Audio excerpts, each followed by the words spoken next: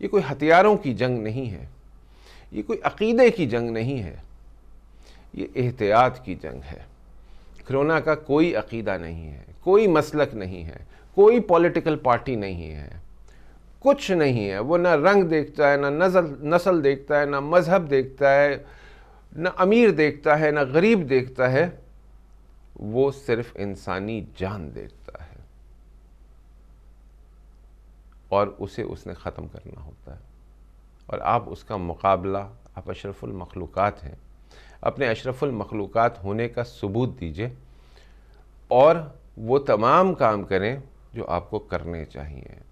मैं ये फहरिस्त पढ़ रहा था, बाज़ जगहों पे दिल कट के रह गया कि क्या हमारे मुल्क में जहाँ पर गुर्बत की लकीर से नीचे एक कसीर तादाद रहती है, क्या वो ये सब खा सकेंगे? लेकिन कुछ तो कर सकेंगे, कुछ तो एहतियात कर सकेंगे। 4 दिन उस गली के नुक्कड़ के पीर से न मिलें तो कोई फ़र्क नहीं पड़ जाएगा आपको। बहुत सारी एहतियातों की ज़रूरत है। उस वक़्त का इंतज़ार मत करें कि जब आपका कोई करीबी अज़ीज़ जो है वो कोरोना के बायस इस दुनिया से चला जाए और फिर आपको कोरोना की हकीकत का अंदाज़ा हो सके। उस वक्त का इंतज़ार मत करें जब आप कोरोना लेकर अपने घर में दाखिल हों और अपने घर के तमाम अफराद को उसका शिकार कर दें। उस वक्त का इंतज़ार मत करें जब आप अपनी आँखों के सामने अपनी औलाद को जाते हुए देखें। उस वक्त का इंतज़ार मत करें कि जब आपको पता ही ना हो और आप इस दुनिया से जा रहे हों। खुदारा एहतियात कीजिए। 1 लाख से ज़ायद मरीज़ इस वक्त पाकिस्तान में मौजूद हैं। 2000 ये वो तादाद है, 2000 से ज़ायद मरीज़ जो हैं इसका शिकार होकर खालिक हकीकी से जा मिले हैं और लाखों की तादाद में इस वक्त लोग बाहर घूम रहे हैं। खुदारा अपने ऊपर रहम कीजिए और इस सोशल मीडिया से बचिए, क्योंकि इस पर जो बातें की जा रही हैं उसका जवाब बहुत ही खूबसूरत अंदाज में एमडी चैनल्स के चेयरमैन डॉक्टर हाफिज़ असलम ने अमेरिका से दिया है। आप ये सोचें, दुनिया के बाहर के जितने ममालिक में लोग हैं वो सख्त परेशान हैं इस वक्त मौजूदा हालात से। पाकिस्तान के इल्ज़ाम देना बंद करें एक दूसरे को। इस वक्त ये समझें कि दुश्मन मुल्क ने हमला कर दिया है आप पे। यूनिटी हो जाती है ना कि कोई मुल्क हमला कर दे, तन मन धन से हम लग जाते हैं। अरे खुदारा ये समझे इस्लाम ख़तरे में है, गैर मुस्लिम क़ुव्वतों ने हमला कर दिया आप पे। यही समझकर एहतियात कर लें, यही समझकर सही रास्ता अख्तियार कर लें आप लोग। ये सारी बातें जो आपसे की, इसको आप फ़लसफ़ा कह लें, इसको आप दिल का दुखड़ा कह लें, इसको आप एक बात नसीहत आमोज़ कह लें। मेडिकल टर्म्स में इसको कैसे समझाऊँ आपको? डॉक्टर हाफिज़ असलम के पास चलते हैं, वो क्या कहते हैं, गौर से सुनिएगा उनकी बातों को। बहुत इम्पॉर्टेंट है ये सेगमेंट। अस्सलाम वालेकुम, उम्मीद है आप सब खैरियत से होंगे। मेरा नाम डॉक्टर हाफिज़ असलम है और मैं अमेरिका में इंटरनल मेडिसिन का रेजिडेंट फिजिशियन हूँ। आज से 40 साल कबल 1981 की बात है कि अमेरिका के एक कस्बे में लोगों को एक स्किन की बीमारी मंजर आम पे आई। उसके कुछ अरसे बाद कुछ लोगों में एक इंतहाई डिफरेंट किस्म का नमूनिया मंजर आम पे आया और उसके बाद लोगों में मुख्तलिफ किस्म की प्रेजेंटेशंस आती रहीं जो किसी डॉक्टर की समझ में नहीं आ रही थी। लेकिन 2 से 3 साल के अरसे में साइंसदानों ने उन तमाम प्रेजेंटेशंस को इकट्ठा किया और एक नया वायरस दरियाफ्त हुआ जिसका नाम था ह्यूमन इम्यूनोडेफिशिएंसी वायरस, जिसकी सीरियस फॉर्म को हम आज एड्स के नाम से जानते हैं। ये बताने का मकसद ये था कि आज ये लाइन बड़ी कॉमन है स्पेशली पाकिस्तान में कि कोरोना को हर चीज़ कोरोना के खाते में डाल दी जाती है। ऐसा नहीं है।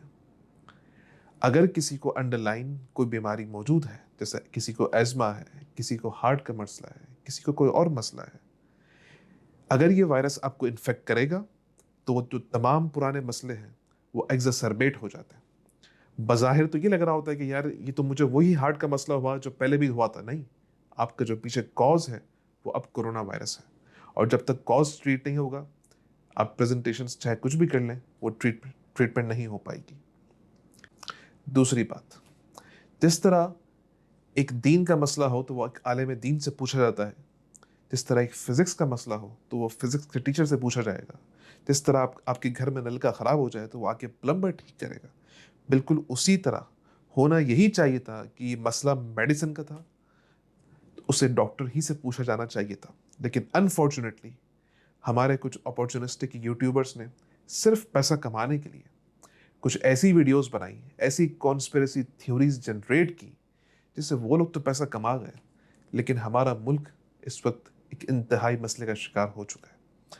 इस वक्त पॉजिटिव केसेस का जो रेशो है पाकिस्तान में वो अराउंड 20% पे आ चुका है, तो दुनिया के बड़े बड़े ममालिक से ज़्यादा है इस वक्त हाल ये है कि कराची, फैसलाबाद, लाहौर तमाम प्राइवेट हॉस्पिटल्स फिल हो चुके हैं। देखिए, वेंटिलेटर तो वैसे भी नहीं मिलना, वो तो जो है वो सियासी असर और रसूख या बाअसर लोग जो हैं उनको मिल जाता है। आम लोगों के लिए एक आम सा हॉस्पिटल का बेड जो है उसकी कीमत इस वक्त जो है वो 1 लाख रुपए है पर डे के हिसाब से।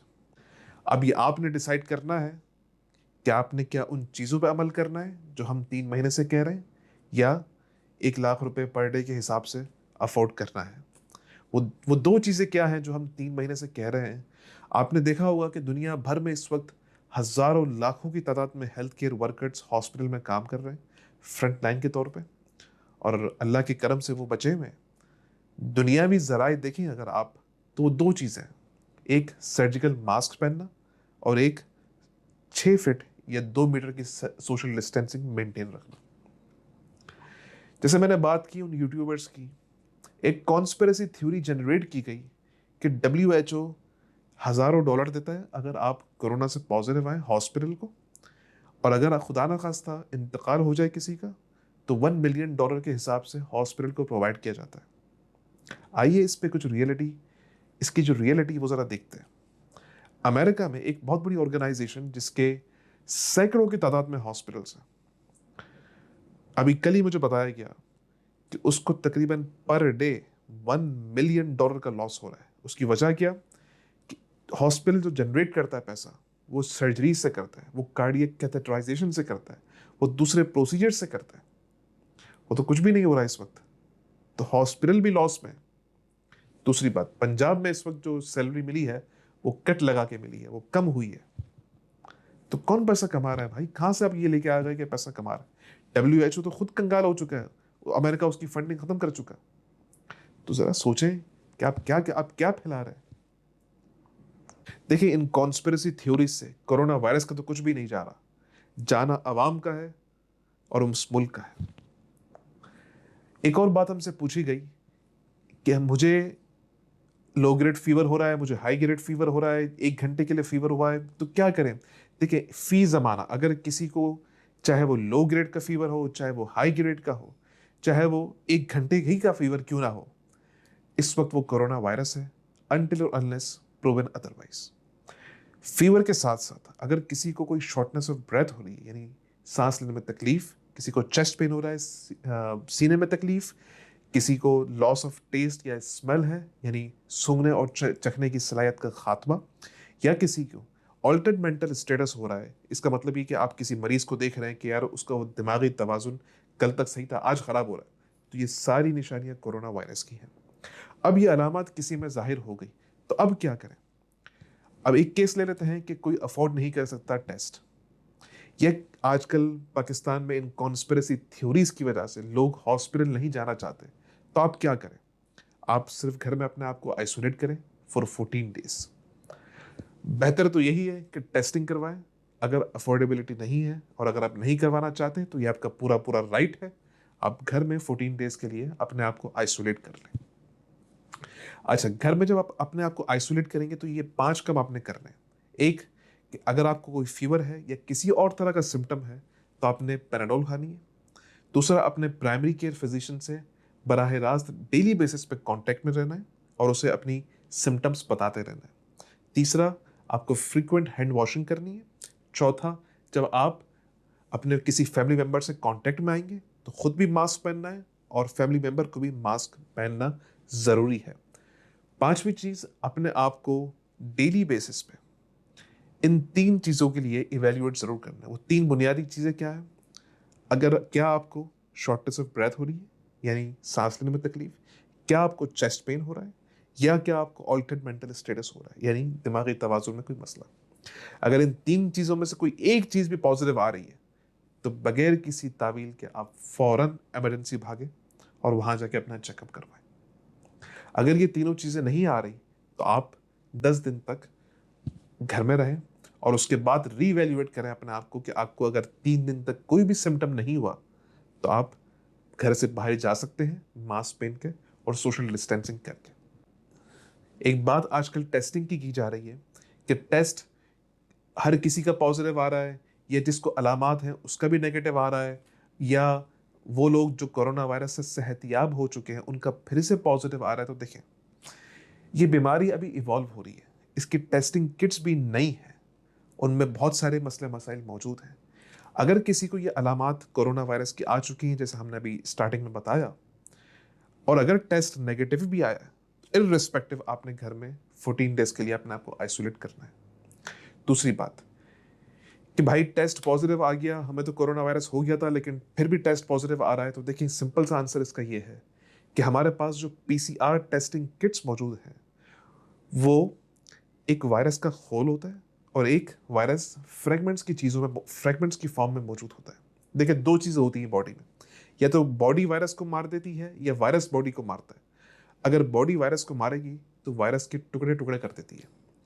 तो जो इस वक्त पीसीआर टेस्टिंग किट्स मौजूद हैं वो उन टुकड़ों में और एक पूरे वायरस में वो डिफरेंशिएट नहीं कर पाती। इस वजह से वो लोग जो कोरोना वायरस से सेहतियाब हो चुके हैं उनमें भी पॉजिटिव टेस्टिंग आ रही होती। तो इसमें घबराने की ज़रूरत नहीं है। एक बार आपको इन्फेक्शन हो गया तो री इन्फेक्शन के चांसेस इंतहाई कम है अब तक के डेटा के हिसाब से। एक सवाल हमसे ये पूछा गया कि कितने अरसे में अगर आप एक्सपोज हुए हैं तो कितने अरसे बाद आपको टेस्ट करवाना है, तो उसका जवाब ये है कि 2 से 3 दिन बाद। एक बात ये पूछी गई कि इसका ट्रांसमिशन रेट क्या है, तो इसका ट्रांसमिशन रेट 5 to 10% है, यानी किसी महफिल में अगर एक कोरोना वायरस का पॉजिटिव पेशेंट या एसिम्प्टोमेटिक कैरियर मौजूद हो तो वहाँ पे अगर 100 लोग मौजूद हों तो उसमें से 5 से 10 लोगों को कोरोना वायरस होने का खदशा है। एक सवाल ये पूछा गया कि पेट के कीड़े मारने की एक मशहूर दवाई आइवरमेक्टिन क्या ये ले सकते हैं।